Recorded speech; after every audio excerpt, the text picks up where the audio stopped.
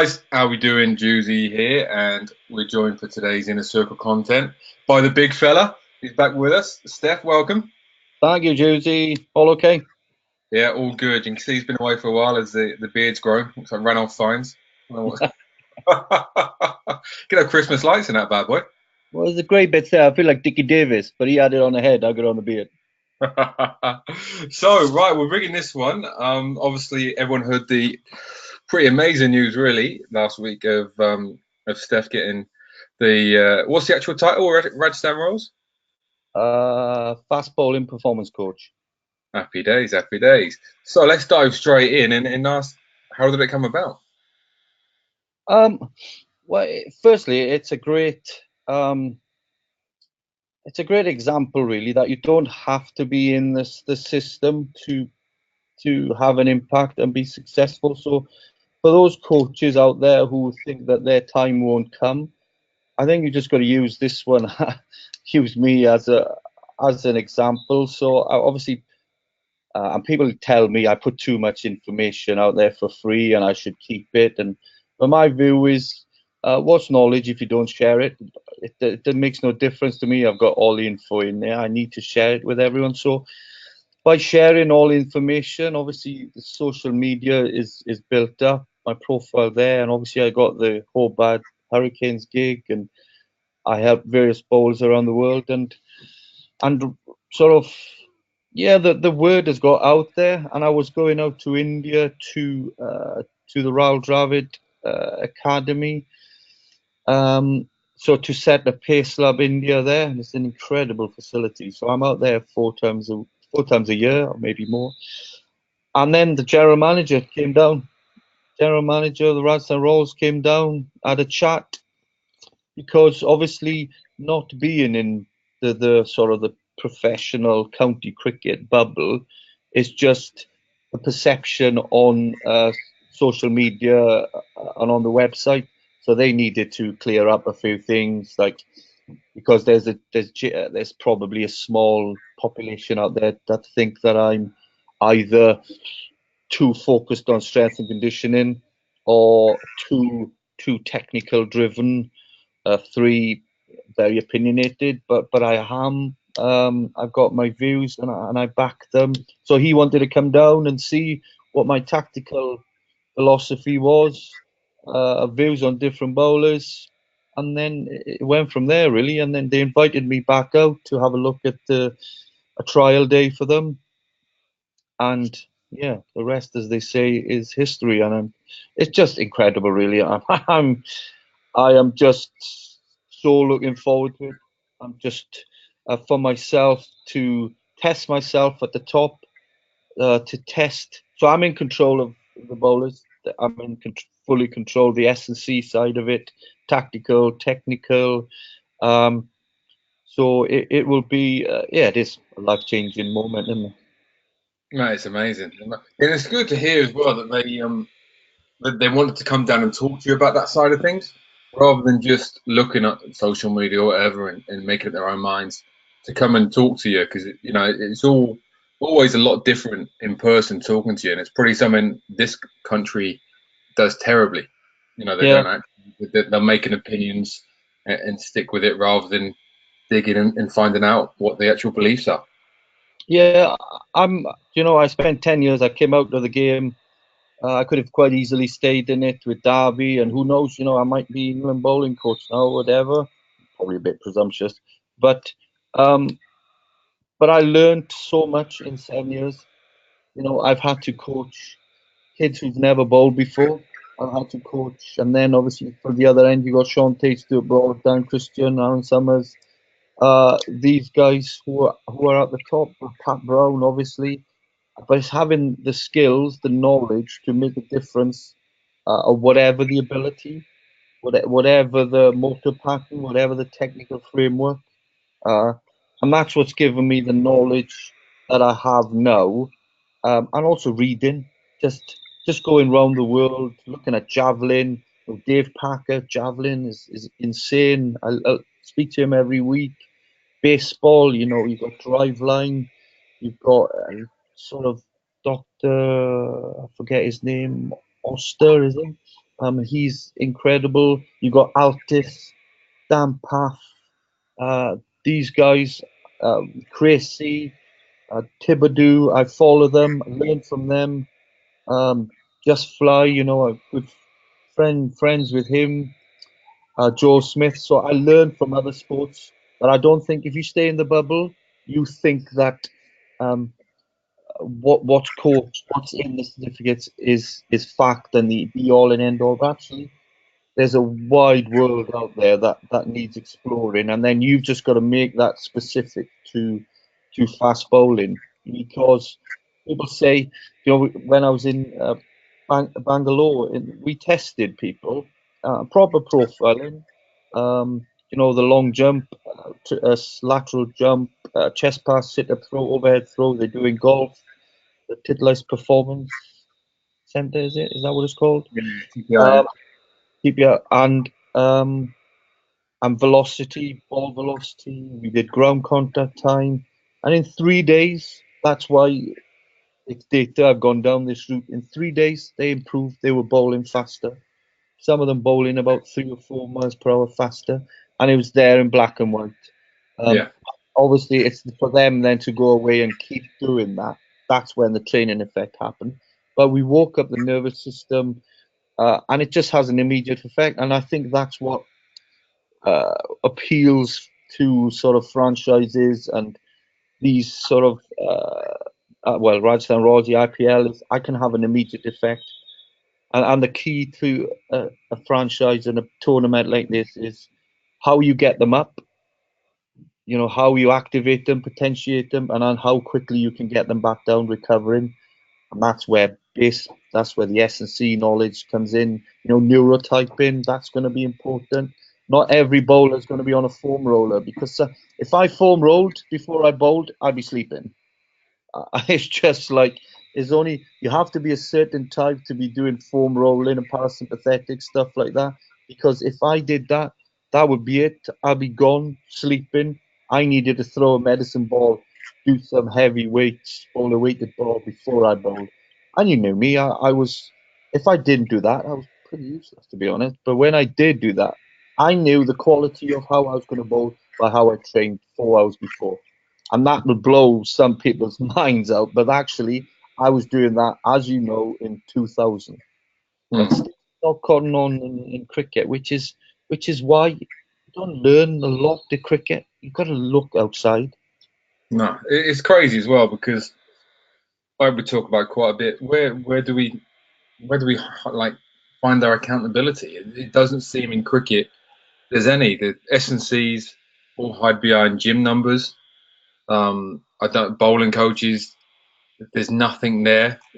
People are getting injured. People are bowling slower, and there's no accountability. What I love from your approach, because you do take the data and numbers for their bowling. It's right. Is this working? Yeah, like I said Yeah, the other piece I did. If it's not working and you're following the data, there's no shame in saying, right, that didn't work. Let's try another yeah, way. He's always yeah, trying to go different ways, like I said, going to different sports, what's working, what's not. But cricket was so insulated that it has to be done this way now. I was talking to someone the other day about when we started put the gym in at Somerset in 2002, I think it was, and a lot of people are still training exactly the same way as we yeah. started then, and nothing's But been learned at all. yeah, ultimately, the one question you have to ask as an S&C or a technical coach, and that is that sort of splitting them up. That's going. And as soon as people begin to realize that, um, the sport will benefit. All sports will benefit. You can't separate them. Things don't work in isolation. There is always a physical reason that the bowler has this technical framework, technical model, or there might be a motor learning, a hardware issue. So there's always a reason you can't just work in isolation, and that is called James Smith, incredible brain, calls the governing dynamics of coaching. So that's why I can have an impact immediately because it depends what angle, what is their limiting factor. But ultimately, the question needs to be: is what I'm about to tell my bowler to do, or I'm about to do as a bowler, going to transfer? Is it gonna make me a better bowler? Is it gonna make me more stable at the crease, able to transfer momentum from back foot to front foot? Does it mean I'm gonna be able to hold my position? Is my head gonna be over that back foot nice or am I gonna be over the vertical line? So I'm not gonna be able to, if you've got lateral flexion due to a heavy back foot contact or dysfunctional somewhere in the torso, you're not going to swing the ball away because you're just going like that on the wrist all the time. So you can stand there as a coach all the time and go, oh, to do this, get the ball behind. Actually, that same thing is going to happen. So Yeah. it's so whatever you do in the gym, it has to transfer. So for me, I did a post. I'm big on back foot contact, as everyone probably sees now, and skill stability. It works. It really does work. So Craig with me here. He arrived 0.09 or 0.10 second on back foot contact, which is insane. Stretch shortening cycle, a fast stretch shortening cycle is 0.25. So actually, a muscle doesn't get involved on back foot contact. It's all tendon driven. It's too fast. Um, but then I did lots of strength with him because he needed to get stronger. And despite what people might say, is I am big on strength. But for me, it's easy. It's a given. Let's not spend hours talking about strength. You've got a bowler, lift that. Okay, next week, lift it a bit more, lift a bit heavier, lift it a bit quicker, or lift a bit more reps. That's simple. It's not rocket science. So that is a given. If someone watches my sessions, they're like, you lift weights. I do. I lift a lot of weights, but I lift a lot of weights that's specific to that bowler.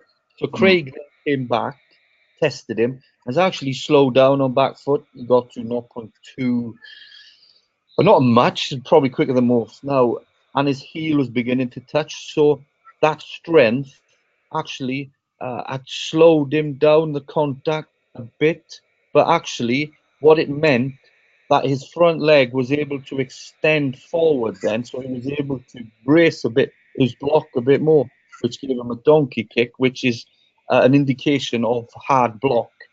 So the key for me then is to go speed gun. Has it affected his velocity? Ultimately, that's my KPI. So we speed gun him, and it was just a bit low. It was just a bit lower than when he was. Yes, he was trained. He was just fatigued. So for over half term, that's all he did. I gave him an Exogen suit. He just used Exogen. He took an extra genie with him, and he bowled a tennis ball. That was his only things. Those three things for 2 weeks, 4 times a week. He came back. His light ball, tennis ball, was like 4 miles per hour quicker, and his back foot was. We just tested it yesterday. It's 0.09. So it's actually got quicker again. So Mm. that's the thing. Is this super compensation that occurs, and what? So his heavy ball, it's got it's not improved. So what that post I did a while back. If you do strength, so if you do a phase of strength, the next phase on that, I always bowl. So that's a 4 weeks training, 2 weeks transmutation or transfer phase, all winter. Why wait till pre-season to know that your program hasn't worked? I find that insane. See, I test every 4 weeks, so I know then what the limiting factor, what they need to improve on. So after the strength phase, you guaranteed your weighted ball um, will be up, and the arm speed on that weighted ball will be up. But the tennis ball and the cricket ball won't be up. But then the key then is to the phase after the strength is to have, I don't know, maybe a light phase or a lot of plyometric phase, and then the next phase after that, the cricket ball will be up. So it's always you always get the gains of the part of the force velocity curve that you've trained. So that's why it's a careful process. Like I see a lot of bowlers training weights, come March bowl. Actually, you've missed a lot there. And then they go, yeah. Do you see me when I was in July? Oh, I was in rhythm. I felt awesome. you're in rhythm because you've just transferred all your weight gains, all your strength gains, but actually you've wasted like 3 months of your career by it's a transfer phase. So for me now, after Christmas, just bowl, man. They just bowling and jumping and throwing and sprinting. This is the first year really that our boys, unless they're carrying an injury and they're rehabbing, the rest of them are in bowling in some form or another, and they're actually feeling really good.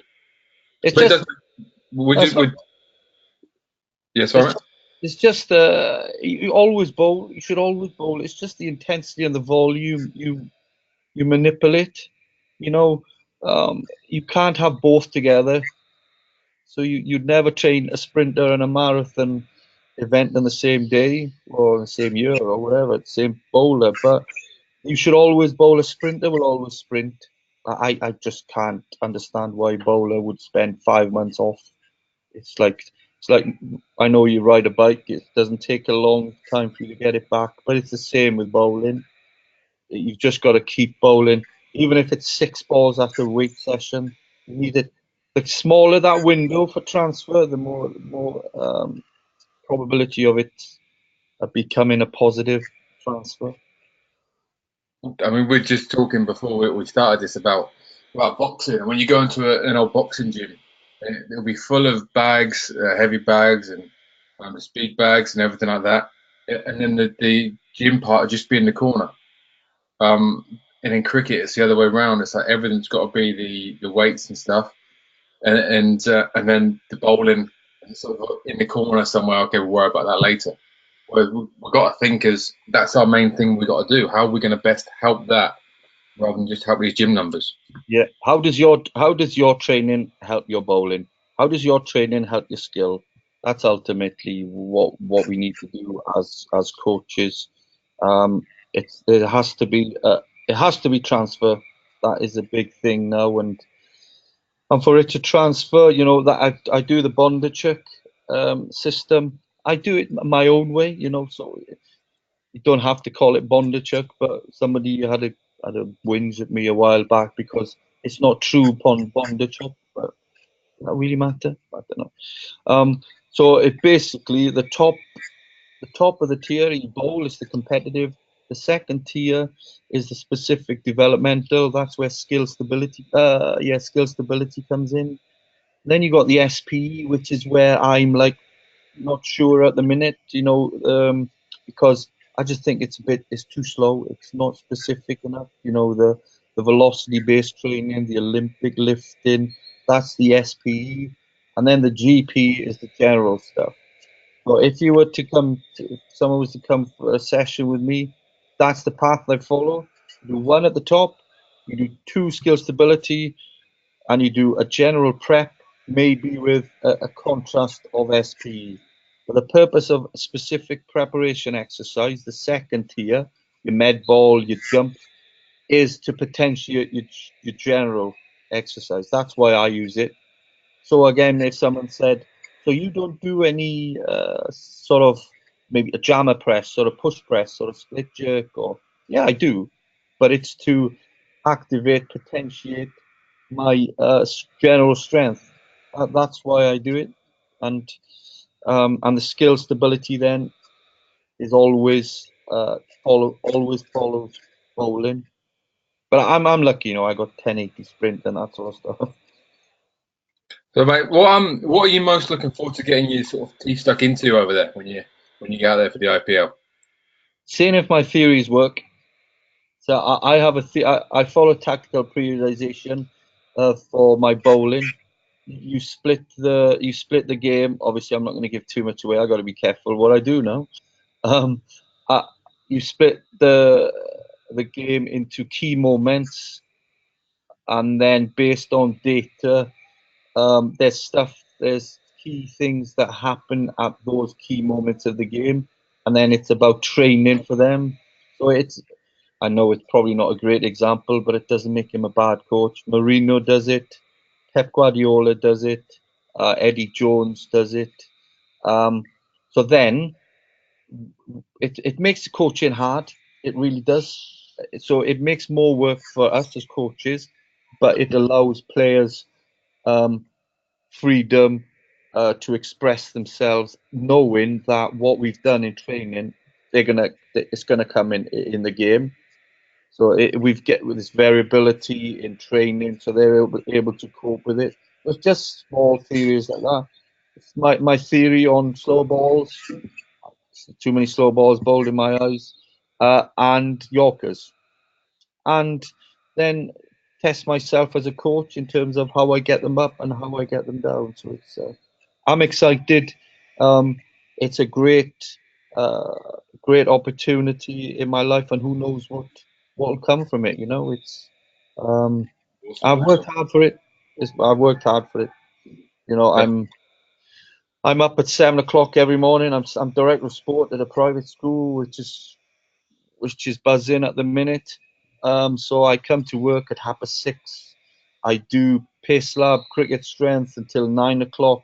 I do director of sport until 5 o'clock. Then I do pace lab cricket strength again till 8 o'clock. Then I'm dad. So it's a busy life, but it's a great life. It's not bad, is it, mate?